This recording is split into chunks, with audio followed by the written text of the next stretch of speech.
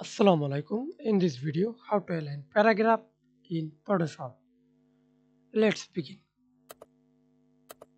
First of all, create a new layer, then insert this rectangle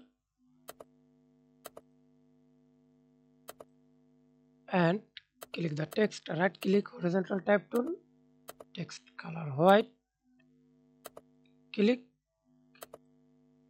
and type in a text. Example, I type this text, okay, and double click, show this paragraph options, click the paragraph and see this justify paragraph option 1, option 2, 3 and fill.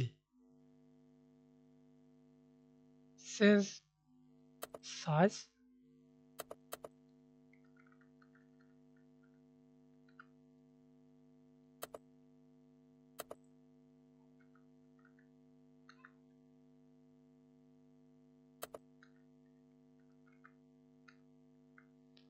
okay. Thanks for watching video. Please subscribe to my channel, like, comment, share.